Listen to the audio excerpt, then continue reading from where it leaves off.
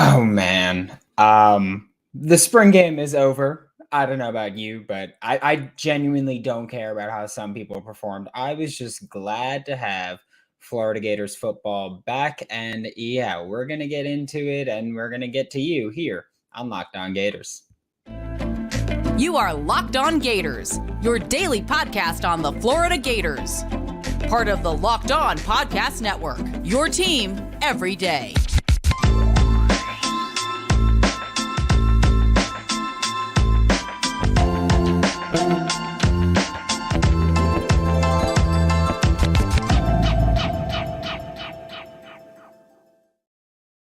Hello and welcome back to another episode of Locked On Gators, part of the Locked On Podcast Network, your team every day. Thanks for making Locked On Gators your first listen of the day. We are available daily and free wherever you listen to podcasts. And I know this isn't your first listen for most of you that are going to be listening to this as soon as it's possible because it's almost 11 p.m. Eastern time. So it's probably your last listen of the day. But either way, keep in mind, no new Friday show because we're just going to do this live stream. Is going to be a full-length 20-plus minute show. That's going to be the Friday show since it's so late. But happy Thursday night, Friday. I am Brandon Olson. Find me on Twitter at WNS_Brandon. Find my written work with Whole Nine Sports, Giants Country, NFL 33. Like, subscribe, comment, review. Do whatever it is that you want to do. But Florida Gators football, it's back, baby. Oh, Florida Gators football is back. We're here. So that's what I'm incredibly excited for. And I think that when we're talking about this game, also say whatever you want in the chat. The third segment, that's gonna be your time to shine. Don't worry, chat. But I think that you have to talk about quarterbacks when you're going into this game because, of course, that's been the talk since pretty much December, I believe December 5th, 2022, when Anthony Richardson said, hey, going to the NFL draft. It was, okay, well, who's going to start for the Florida Gators? And that's still the question. I don't think that either of them were great. Neither Graham Mertz nor Jack Miller III were great. By the way, I'm keeping the shades on, at least for now, because Florida Gators got to commit. And when the Florida Gators got to commit, we put the shades on. So that's what we do. But I think when you look at the spring game, I think neither quarterback was great. But I don't think either of them were horrible. There was good and bad, and I just peeped to the chat for a second and I saw the first words were both starters sucked. I don't think that's true. The bigger worry for me was the offensive line, especially bad snaps. I get it. Kingsley Aguakin was not able to play in the spring game, so he wasn't the starter, which obviously makes sense when you don't have your starting center that, hey, snaps might not be awesome for you, right? Which again, yeah, that's understandable. But for the Florida Gators during the spring game, who they did have was on one side, they had Roger Kearney starting, which, look, I don't care how you feel about him or it. He is a true freshman that didn't play center in high school. So he's learning how to play center. So Roger Kearney on one side, Jordan Herman on the other. Both teams had bad snaps pretty consistently, and I think that was a killer. But also with the offensive line just giving up a ton of pressure, which you can talk about, oh, you don't blitz in the spring game. Billy Napier said it himself where he was like, hey, we kind of left it up to the coaches. If that's something you wanted to do, then that's something you wanted to do. And personally, I'd prefer you blitz during the spring game. I'd prefer that you play the spring game exactly how you would call a normal game. Because in the regular season in this fall, you're going to get blitzed if you're a quarterback. Get used to it. Don't ease into it. This is the SEC, buddy. We don't have to go, oh, are you okay? Do you need help? Do you need me to hold your hand to get you into this? This is the SEC. Okay, you're going to get blitzed. Get used to it. Learn how to adapt or transfer out to somewhere where they're not as blitz happy. Maybe the Big 12 will take you. Maybe that's where you belong. Because you should be allowed to blitz, because guess what? You're going to face the blitz. And he left it up to the coaches. And guess what? You had the guy who had the 8th highest blitz rate in college football last year calling defense for one of the sides. The other side was Jay Bateman. So linebacker specialist versus linebacker specialist. And they both decided to blitz a lot, and it was awesome. I will say that there was one promising thing for me, or there were quite a few promising things for me. But one promising thing that I really did enjoy was that I think at halftime, both quarterbacks improved. I know that in the press conference, Graham Mertz and Jack Miller were both like, yeah, that's second quarter we improved. Disagree.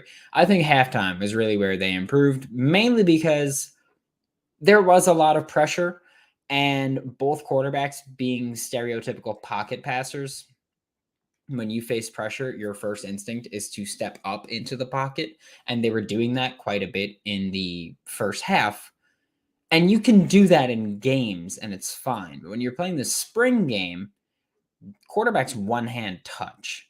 So when you're stepping up into the pocket, if I'm a defender, all I have to do is that, and you're sacked. It's not about me actually beating the block and making the play. I can just that to you. So I think that that's something where you can't step up into a pocket, but they made an adjustment by rolling out a little bit more. They started getting horizontal as opposed to staying vertical and stepping up, and they started quickly getting the ball out. They started quickly getting the ball to the flats, quickly getting the ball outside or underneath. That's why you saw Montreal Johnson pick up a few big catches. That's why you saw plays like that happening, because it was about getting the ball out as quick as you can to the sides. So I will say that at halftime, I think both quarterbacks made a big adjustment. And I say both quarterbacks because Max Brown played 5 snaps. So he didn't really get much of an opportunity to do anything and then make an adjustment off of that. I will say, as far as Max Brown, the dude had a live arm, has a live arm. I don't think that's me. That's not me saying, oh, Max Brown, QB1. That's me saying he has a live arm. And yeah, I don't think anybody would have an issue with saying that because it's true. I will say I hated that the commentators were like, look at that throw. It was like he was turning 2 because he's a baseball player. He plays in the outfield. He's not turning 2. Okay. So that irritated me. That means nothing, but it kind of peeved me a little bit. Defense, fast, physical, aggressive, exactly what we thought that they would be. One thing that I don't want to say confused, but stood out to me a little bit was, especially at the start of the game, the first 3 plays, and then I stopped tracking it by play, but I just saw it continually happen.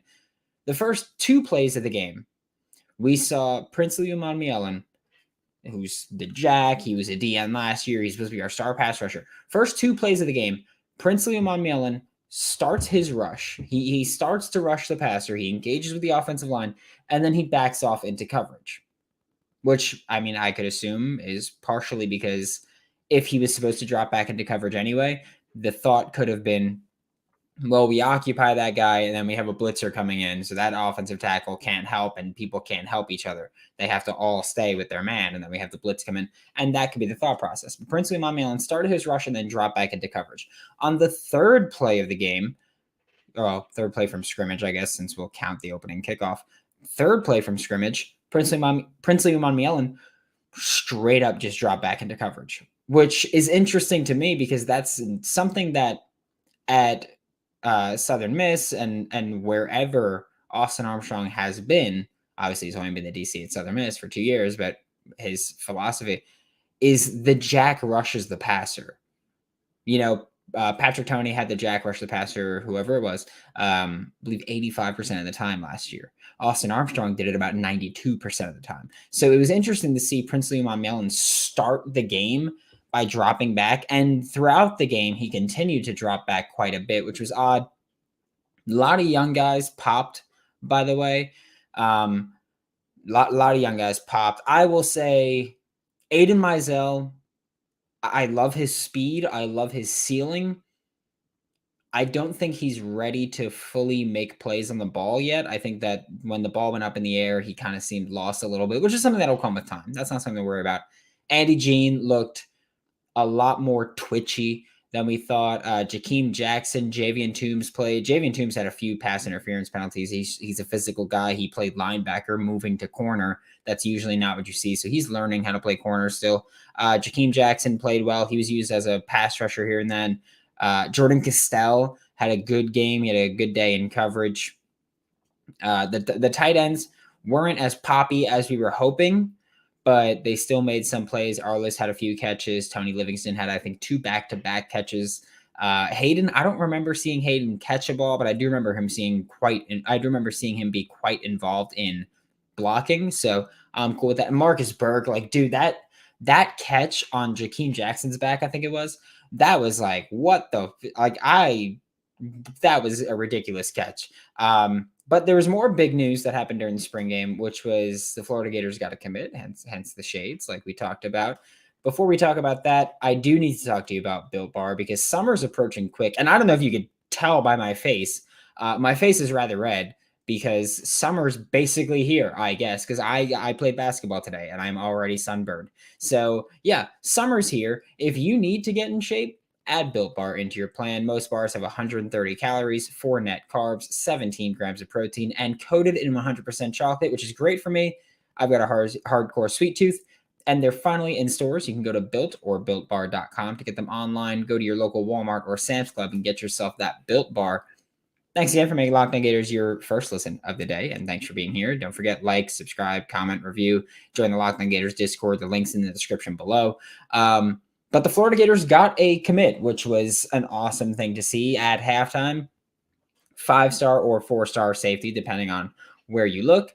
Xavier Filsaime out of Texas commits to the Florida Gators for the 2024 class. He's the second safety committed for the Florida Gators 2024 class, which is awesome. And probably not going to be the last, might not be the last one to commit this week or this month. Just saying, things can happen. But the Florida Gators now, the number 6 class. Let me just make sure that's right because I did it with the class calculator before. Yeah, Florida Gators have the number 6 class in 2024, which is huge. They're behind Georgia, who's first, then Ohio State, Michigan, LSU, Notre Dame, and then it's Florida. Also important to note, all of those schools have at least 9 commits. All the schools that are ahead of Florida have at least 9 commits. Florida has just 7. So you're 2 behind the least. And also Georgia and LSU both have 12 commits. So you're 5 behind them. Plenty of time to eat up that space. Not saying you're going to be in the top class, but also important that you pass Florida State, who is now number 7. They were number 6. So you passed Florida State there, which is huge. But adding Xavier Filsaime is also huge to this class. He's now the 2nd highest ranked commit for the Florida Gators. He is the 4th top 50 player. Top 50, according to the 24/7 consensus. 4th top 50 player composite, sorry. 4th top 50 player out of McKinney, Texas. My voice cracked. Yeah, that's what happens sometimes. But Xavier Filsaime, I mean, just huge ad. But that's not even the biggest, Florida recruiting talking point anymore. It was at halftime and for most of the second half. It was a huge talking point there. Corey Raymond doing his thing, cooking on the trail, doing kind of what's expected. But Billy Napier said something in the post-game press conference. And, it was, hey, we're looking to adding another scholarship quarterback. And I'm sorry, I forgot who it was that said it in the Florida Gators press conference stream, but they were like, oh, it might have been you, Harrison. I was like, hey, I wonder what Brandon and Gator Dave with Gator Breakdown have to say about this. And, here's what I have to say about this. We knew that already. We knew that the thought was always, or the approach was always, hey, Florida wants to add another scholarship quarterback. I think it's important to talk about, even if Florida adds another scholarship quarterback, I wouldn't expect them really to be in the thick of it for the starting spot this year. I would assume that they add a guy who probably has a year or 2 of backup experience and is willing to sit for 1 more year so he can compete for the job in 2024. Mainly because you're kind of limited with what you can do just from now until fall. And it's really hard to come into a program and pick up a playbook and learn the playbook in just a couple of months. And it's also important that Billy Napier has spent honestly an excessive amount of time at this point talking about, in order to be our starting quarterback, in order to be the starting quarterback for the Florida Gators, you need to win over the coaching staff. You need to win over the roster. You need to learn the playbook. You need to do all these things. And it's really hard to do that in a short amount of time. So I realize that Florida Gators fans might not be stoked with what you saw from Graham Mertz or what you saw from Jack Miller III. And yeah, Florida could maybe be looking for a starting quarterback, but I don't think you're going to find a starter quality quarterback in the transfer portal right now. Like, I don't think you're going to find a starter quality. So I think you just take what you have and you try to grow them and try to nurture them. And it's also important to remember, like Graham Mertz said this in the post-game press conference or post-spring game press conference, where he was like, hey, I think the summer is where teams really, really step up. He said you spend the spring kind of just trying to get to know each other and trying to get to learn each other and trying to gel there. And then the summer is when you really hit your stride. That's we like to call it here with Lockdown. We call it the summer separation season. So I think that's what you're looking for with this Gators team, is that you're looking at the summer as separation season, where you're trying to really separate yourself from the pack and try to figure out, who are we going to be this year? We can look at the spring and we can look at the spring game and we can talk about, oh, you need a center. I desperately want Florida to add a center in the second portal window, but you don't need to add a center if it's not going to be a starter quality center. Florida's going to add probably some younger guys that are in the portal looking for a new space to go because they're under the scholarship limit. So you've got some spots to give, right? Worst case, they probably just give it to guys who are current walk-ons on the team. But I think that you're not going to find a starter quality quarterback in the second portal window, because starter quality quarterbacks usually hit the portal in the first window, unless they lose a starting quarterback battle in the spring. But at that point, are you really a starter quality quarterback? But yeah, I think that's the important thing. Said, you made me just think that they literally just added a quarterback, and I was like, wait, it's not even open. But yeah, I think that you're not going to add a starter quality quarterback. I think you're not going to add a starter quality center. I don't think you have a starter quality center on the roster right now. I've been very public and very open about how I feel about Kingsley Aguakin. He's average, but he's also the most penalized offensive lineman in Power 5 football and FBS football. So is that starter quality? Because I don't think so. Florida Gators, you got to make some changes. You got to make some adds, but I don't know how much starter quality talent you're going to find right now, unless it's at a position where you're really bad, in which case maybe they're not starter quality, but they're still the best thing you have. Best of the worst, maybe. But I still think Florida will have either Graham Mertz or Jack Miller III starting this fall. Now, I told you we're going to wrap up the show by talking about just all the comments here, and I'm going to let the chat take over, and I'm going to take off the sunglasses just because it's a lot easier for me to read the chat without the sunglasses. But I'm going to start from the top and go through it. So if you have anything that you'd like to say or talk about, let me know, and we'll go through this, and this is how we'll spend the final probably 10 minutes. I would like to not spend more than 10 minutes on it, but yeah. So we got a few chomps in the chat. Xavier Filsaime is a massive get. He really is. And he's incredibly talented. Like, I know that we just spoke about him with John Garcia literally on earlier today's episode or Thursday's episode that came out Thursday morning. But I'm probably going to talk about him again with John next week, because I'm stoked about having Xavier Filsaime. I won't be surprised if we get more commits before the weekend is over. I kind of would be surprised if Florida didn't get at least another commit before the weekend is over. Still plenty of time to push, but I mean, I think that it was a great atmosphere still. Hey, Brandon, what do you think about the new commit? I love him. I love him. You got instincts, you got length, you got athleticism. You've got a guy from I have said this for a long time. If you're looking for athletes, you go to Florida, California, you can get some from Texas. And, John Garcia has said this year's like 2024 in Texas is crazy how talented they are. Xavier Filsaime is another one of those guys from McKinney, Texas. He's going to be great, I think.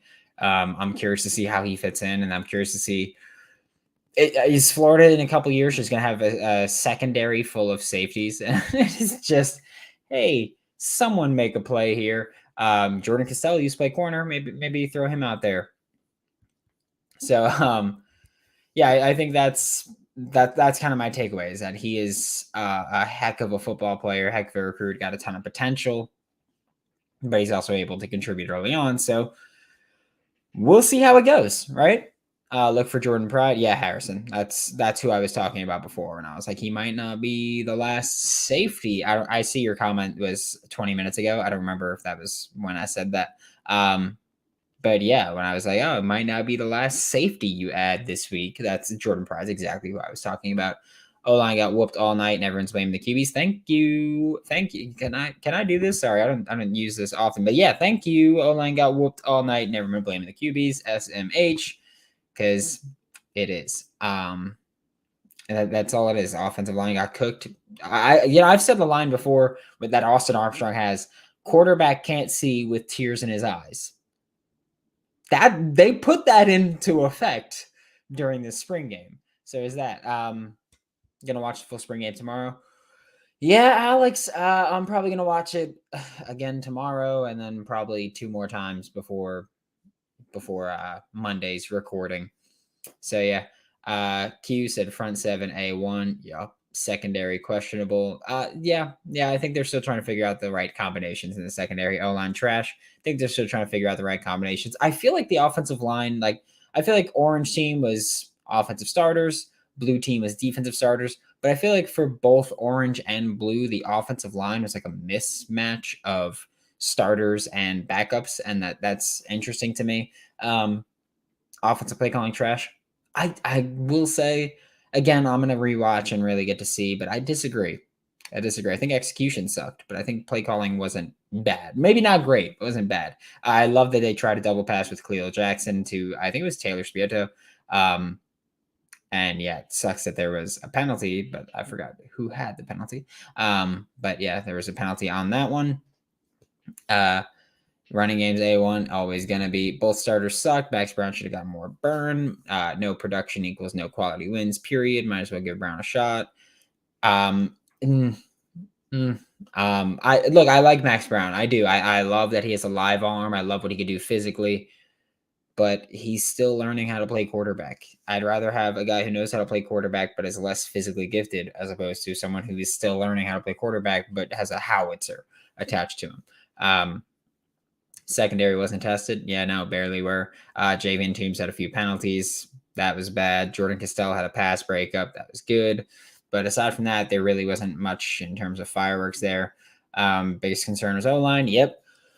Highlights I saw were concerning, but I'm going to watch the full thing. Yep, that's what you should do, Alex. You should watch something at least one time. Personally, I try to watch everything 3 times before I give like a full in-depth opinion on it. So yeah, that's really... Don't church it up, bro. If this was a real game, down players, QB is supposed to take charge. Neither did that. Period. Sure, I guess. I guess. It sucked, but I'd like to see them, improve. Run, pass, same as last year. No passes to the running backs again. Disagree. We saw Montreal. Montreal got targeted on the first play of the game, but they said that Graham Mertz got touched. Montreal got targeted on the first play of the game. Montreal had a few catches. I don't remember seeing Trevor Etienne catch a pass, but I know that Montreal was targeted a few times. Trey sacked, yeah. I don't know if Trey lost the job because we didn't see much from Mahalik. So yeah, tight ends didn't get many targets. Yeah, for that question. Billy stacked all the no, it was orange had offensive starters, blue had defensive starters. It wasn't, stacked against either side. It was good versus good, which is what Florida loves doing. Time to reevaluate the QB situation. Max Brown. Okay. Yes, I get it. It's hard to judge anything when you're versus each other. I think that that's an important thing with the spring game. Who said that? Florida boy. I think that this is an important thing to talk about when you're talking about the spring game, because so many people want to put so much weight into it, and I just don't think that's the good idea. Billy Napier just tweeted out his sunglasses. But no, I don't think that it's a good idea to put so much weight in the spring game. It's like the NFL preseason. Like, you don't put a ton of weight in the preseason. This is just to see, what you have. It's a fun thing for fans. Like, I evaluate the game. I have opinions on the game. I wrote things down about the game. I have a Google Doc about the game. But I'm not sitting here and going, oh, we suck because the spring game. Because that's just not how it works. It's the spring. These teams are going to have another 4.5 months to figure things out together. I'm not going to, there's cause for concern for this season, but I don't think the spring game is the source of it. So, also last year, the defense looked awesome and in the spring game, and look what happened in the season. Right? So I think it's a little silly to get really heated about it. Snaps really suck. Don't have to blitz with how much pressure they generated up the middle. Money. I like that you bring that up, because there was a lot of times during the game where Florida on either side, the defense would have a linebacker step into the A gap, so they'd be in between the two D tackles, and it's like, oh well, are they blitzing? And then they were just causing confusion up front. So it was really cool. So there was that I think was interesting, where they generated pressure up the middle by showing pressure and then either bringing it or not, but they just caused confusion amongst the O-line, which is also understandable because it's guys that haven't played a ton together. So yeah, makes sense. Mizell is too light to fight for balls. I don't even think that was the issue for me with him. I think that for me, Mizell was more just bad at judging where the ball was going and high pointing it, and that was it for me. Yeah, Dapper Dan, there's going to be fine tuning like crazy. Yes. Get a QB from Ole Miss or Georgia. I'm good, dude. I'm good. I'll say that. So yeah, I'll say I'm good on that. Pride going to wait himself out of a spot. I don't think so. I don't think that's going to be an issue.